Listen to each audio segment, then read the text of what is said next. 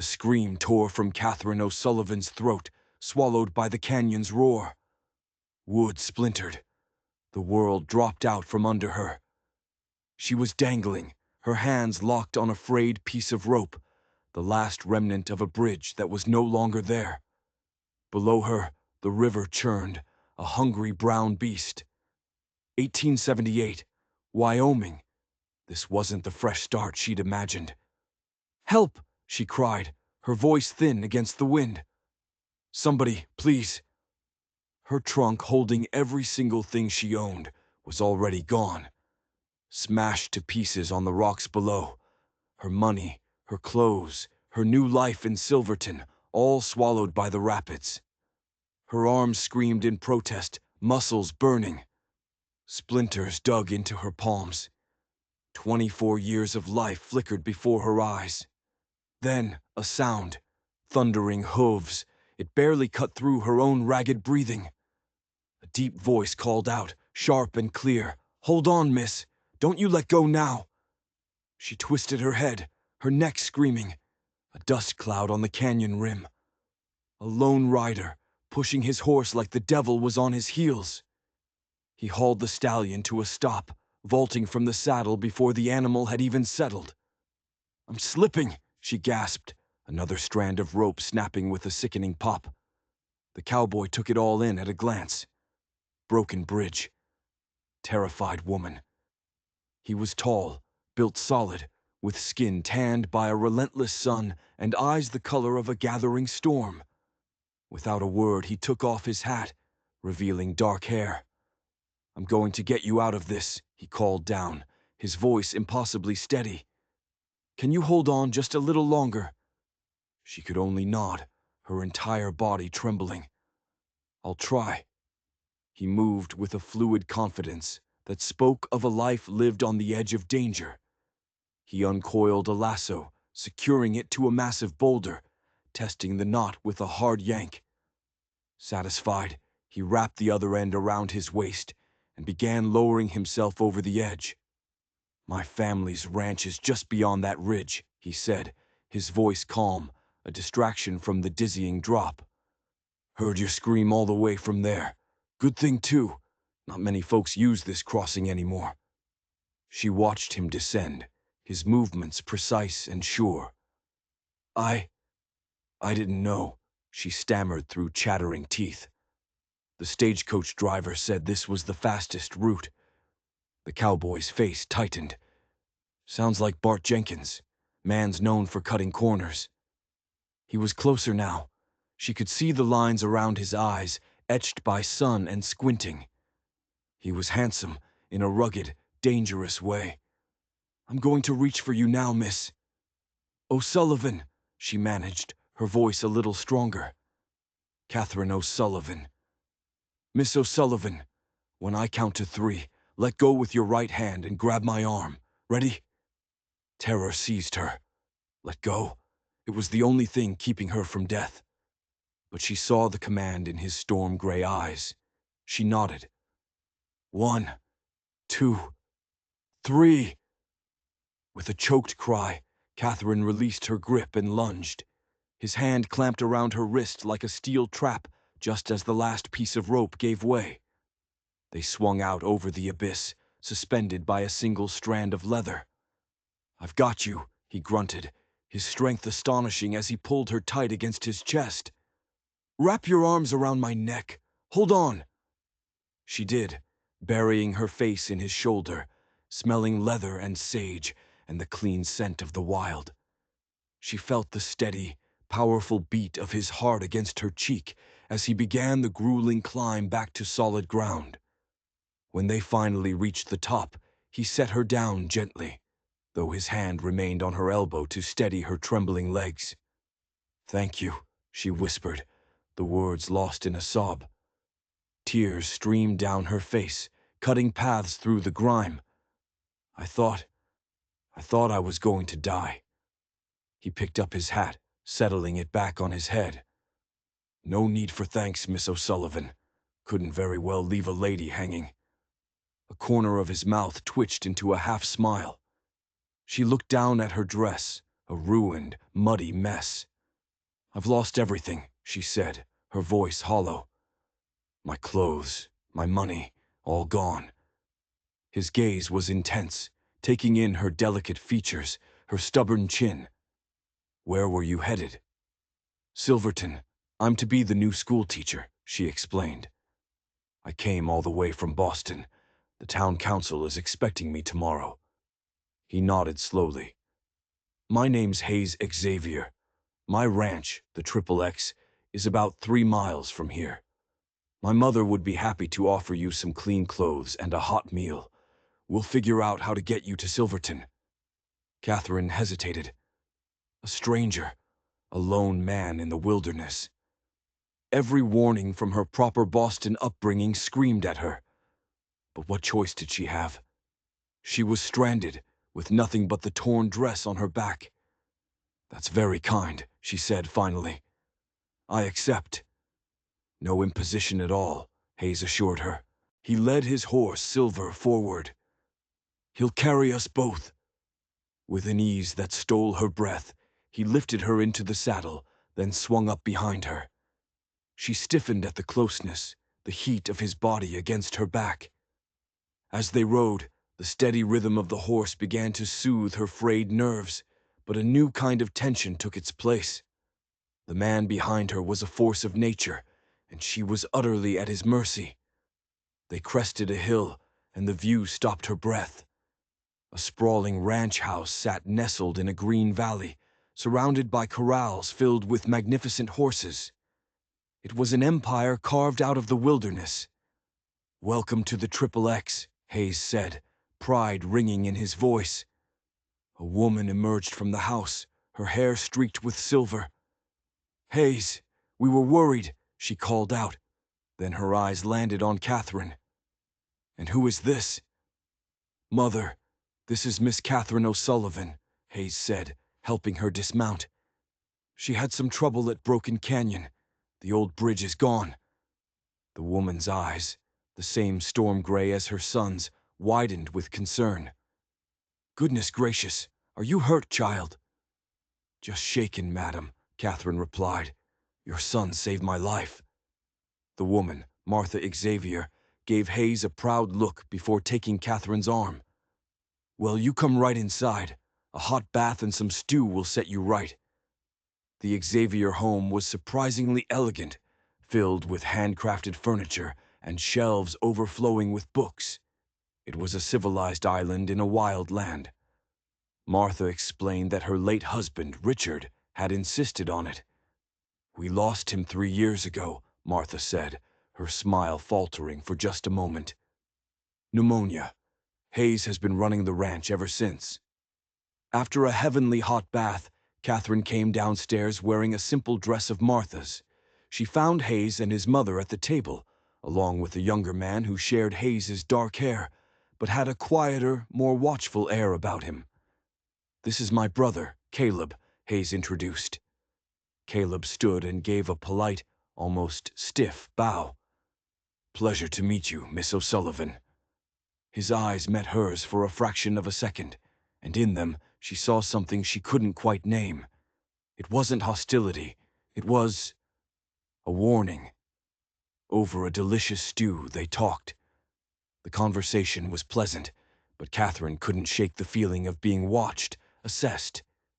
Hayes was charming, his mother gracious, but Caleb remained silent, his gaze shifting between his brother and the newcomer. "So, you're the new teacher," Martha said. "They've been without one since poor Miss Winters left. Couldn't handle the children, I heard." "Are they so difficult?" Catherine asked. Hayes laughed. "Not difficult, spirited. Ranch kids. They respect hard work and honesty. You'll do just fine." His confidence was absolute, as if he had already decided her future for her. Later, on the porch under a blanket of stars, Hayes stood close. "I can't thank you enough," Catherine began. "Hayes," he corrected gently, "and you must call me Catherine." "Catherine," he repeated, the name sounding possessive on his lips. "I'll take you to Silverton tomorrow. Me and Caleb. I'll explain what happened to the mayor. I'll get you settled." It wasn't an offer.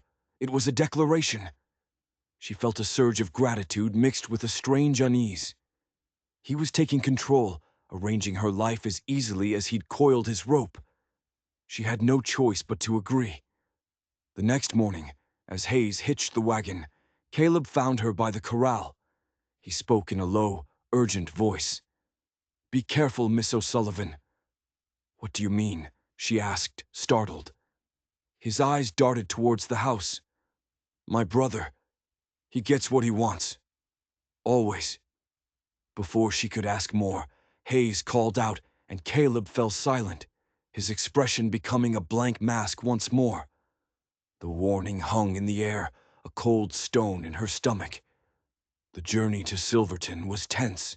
Hayes was a gracious host, pointing out landmarks, but Caleb sat beside him like a statue, staring straight ahead. The town itself was larger than she expected, a bustling hub on the frontier. But as Hayes led her into the town hall, she felt the atmosphere shift. Mayor Thompson, a portly man with a nervous twitch, seemed to shrink in Hayes's presence. "Mr. Xavier, an unexpected pleasure." When Hayes explained Catherine's situation, the mayor was overly sympathetic, tripping over his words to assure them everything would be taken care of. He promised her the living quarters at the schoolhouse, credit at the mercantile, anything she needed. It was clear who held the real power in Silverton. It wasn't the mayor. Hayes didn't just drop her off. He inspected the schoolhouse, his critical gaze sweeping over every corner of her new home. He ordered Caleb to bring a wagon load of firewood, dismissing her protests that she could manage. He took her to the mercantile, where the owner, Mrs. Gunderson, greeted Hayes with a forced smile. "Any friend of the Xaviers is a friend of mine," the woman declared.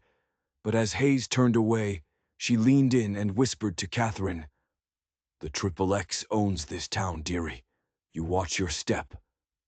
Another warning. The pieces were starting to form a disturbing picture. Hayes Xavier wasn't just a rancher.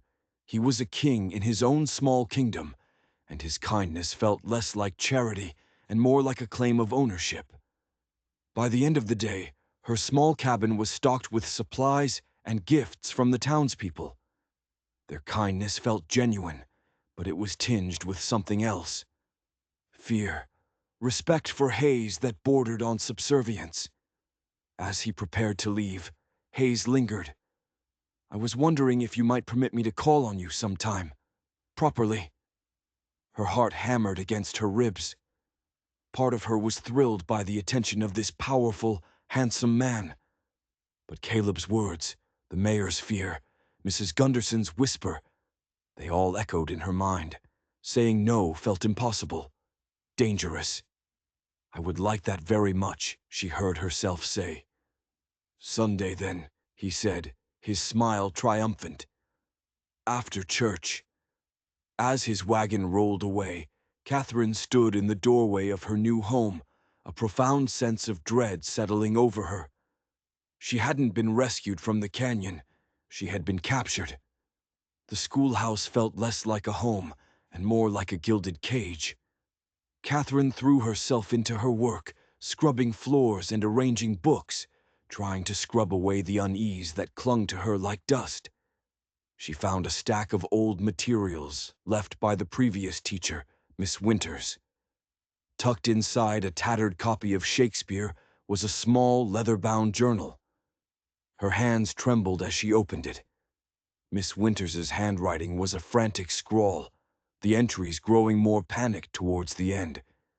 She wrote of Silverton not as a charming frontier town, but as a place suffocated by the shadow of the XXX ranch. She wrote about Hayes Xavier. He had courted her too, brought her gifts, charmed her with his rugged confidence. But the charm had curdled into obsession. He wanted to control everything, including her.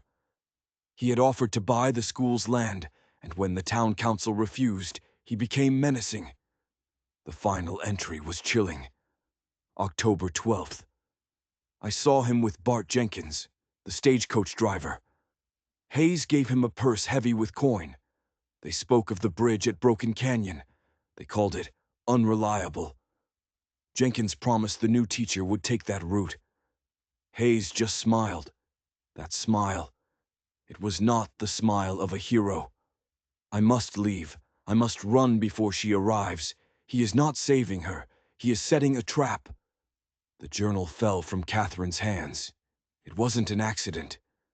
The bridge, her fall, the perfectly timed rescue. It was all a lie. A meticulously planned stage play designed to indebt her to him, to isolate her, to make her his. He hadn't found her by chance. He had been waiting for her. The blood drained from her face. She was a pawn in a game she didn't even know she was playing.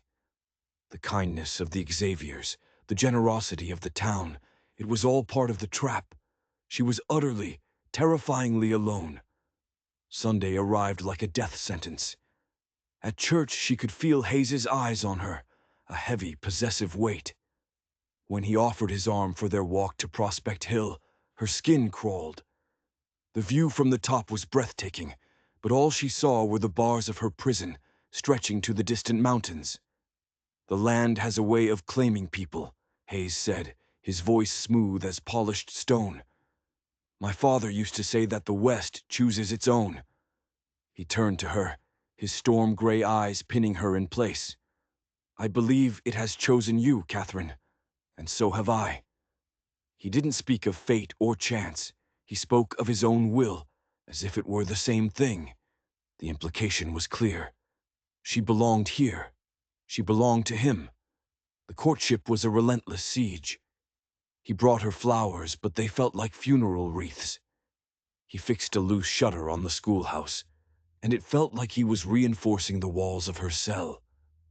Every visit, every gift, was another chain locking her into place. The townspeople watched, their faces a mixture of pity and fear. No one dared to intervene. Then came the crisp October afternoon. He arrived with a wagon and a picnic basket, insisting on taking her to Thompson Canyon to see the golden aspens. The beauty of the place was lost on her. The canyon walls felt like they were closing in. After they ate, he grew quiet. Catherine, he began, his voice dangerously soft. From the moment I pulled you up from that broken bridge, I knew. I've never been more certain of anything in my life. He reached into his pocket and pulled out a small velvet box. Not a simple gold ring. This was a diamond, flashing in the sunlight, a cold, hard fire. This was my mother's. She wants you to have it. I want you to be my wife. The question was a command, a final, closing lock. Her mind raced, searching for an escape. To refuse him here, alone in the wilderness, was unthinkable. What was he capable of? She thought of Miss Winters's journal, of the bridge, of the cold calculation in his eyes. She had to play along. She had to survive. Hayes, Uncertainty flickered across his face, quickly replaced by a hardening of his jaw. You're not thinking of saying no, are you, Catherine? The unspoken threat hung between them. No, she whispered, the word tasting like ash. No, of course not. My answer is yes. The smile that spread across his face was one of pure triumph. It was the smile of a predator that has finally cornered its prey. He slipped the cold, heavy ring onto her finger. It felt like a manacle. He drew her into an embrace, and his kiss was not tender. It was a brand, a seal of ownership. In that moment, Catherine knew she wasn't just fighting for her freedom. She was fighting for her life. The engagement was announced, and Silverton celebrated with a strained festivity. Catherine played the part of the happy bride-to-be, smiling until her face ached, accepting congratulations that felt like condolences. She was trapped, but she was not broken. A plan began to form in the desperate corners of her mind. She needed an ally. Her gaze fell on Caleb. He watched the proceedings with his usual silent intensity, but now she saw something new in his eyes, a flicker of shared desperation. He was a prisoner too, living under the thumb of his tyrannical older brother. Her opportunity came during a pre-wedding dinner at the Triple X. While Hayes was holding court, boasting of his future plans, Catherine feigned a headache and stepped out onto the porch for air. A few moments later, Caleb followed. "Are you all right, Miss O'Sullivan?" he asked, his voice low. "No, Caleb, I'm not," she said, her voice shaking with a calculated tremor. "And I don't think you are either." He stiffened, his eyes darting back toward the house. "I don't know what you mean." "Your father," she said, taking a wild gamble. "Martha said it was pneumonia, but I've heard whispers that it was an accident on the ranch." Caleb's face went pale. He looked at her, truly looked at her, and the mask crumbled. He saw not just a victim, but a fighter. "It was no accident," he breathed, the words he'd held in for 3 years finally spilling out. "They were arguing. My father wanted to sell off a piece of the northern pasture. He said Hayes was greedy, that he was choking the life out of this valley. Hayes, he pushed him. It was by the ravine. He made it look like a fall." The confession hung in the cold night air, a horrifying confirmation of her deepest fears. Hayes wasn't just controlling, he was a murderer. "He killed his own father," Catherine whispered, horrified. "He would do anything to protect this ranch, this legacy," Caleb said, his voice filled with a mixture of fear and loathing. "And now he's doing the same to you. He sees you as just another acquisition, the final piece of his empire." "He set the trap at the bridge," she stated, watching his face. "He paid Bart Jenkins."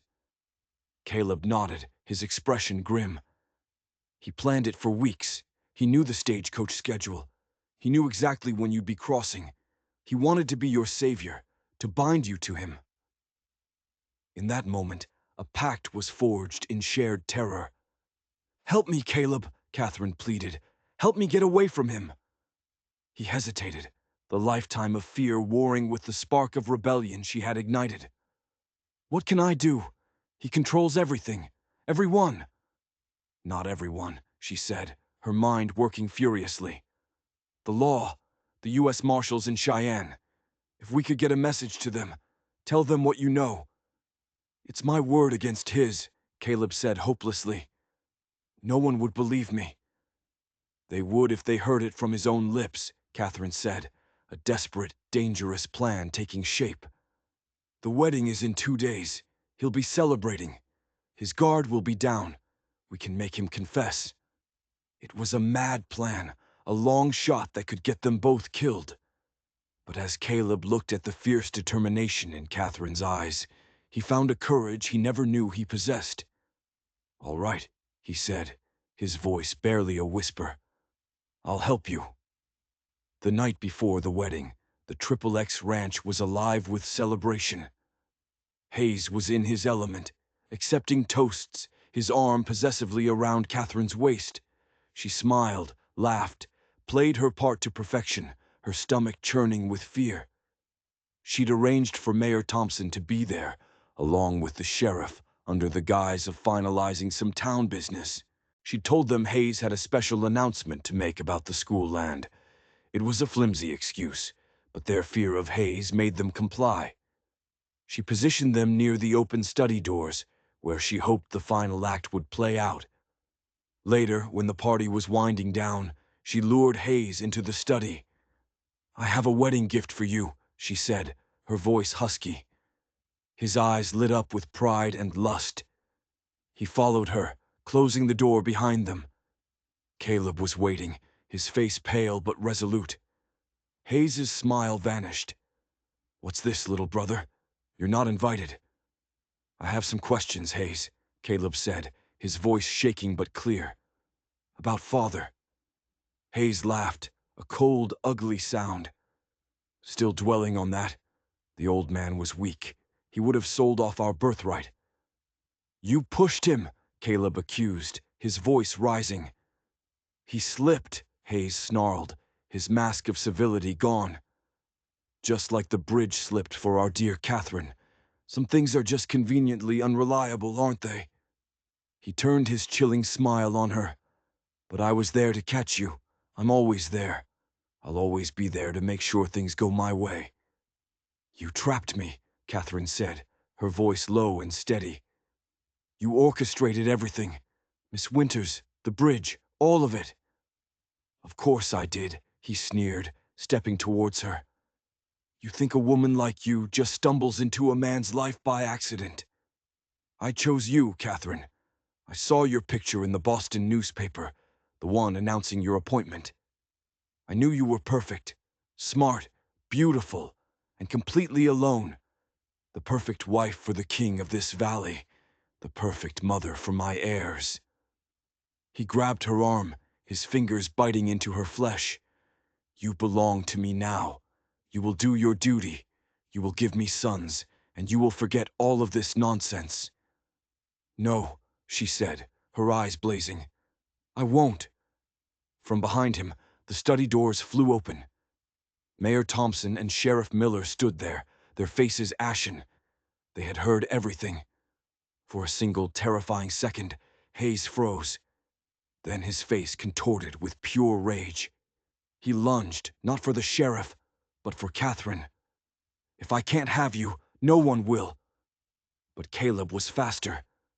He threw himself at his brother, a lifetime of suppressed rage erupting in a single, desperate tackle. They crashed to the floor. The sheriff drew his pistol. It's over, Hayes. The fight was brutal and short.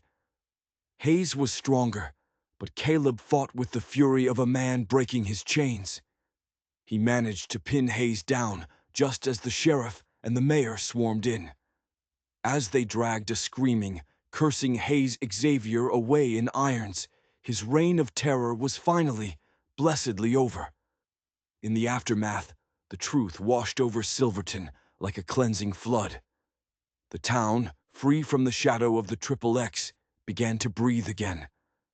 Caleb, shaken but resolute, took control of the ranch, vowing to run it with the honesty his father would have wanted. Catherine stood before the town council. They offered to pay her passage back to Boston to help her escape the painful memories. She looked at their faces, at the children who now ran freely in the streets, at the hope that was dawning in a town that had lived in fear for too long. This was her home. She had not just found a job here, she had found a purpose. Thank you, she said, her voice clear and strong. But I'm staying. The children of Silverton need a teacher. She walked back to her schoolhouse, no longer a prison, but a sanctuary. She took off the cold, heavy diamond ring and dropped it into the deepest part of her stove's firebox. She watched until the flames consumed it. The broken bridge had not led her to a hero. It had led her to a monster. But in fighting that monster, she had found something far more valuable than a savior. She had found herself, and she had set a whole town free. If you enjoyed this story of courage against all odds, don't forget to like, share, and subscribe for more tales of justice being served.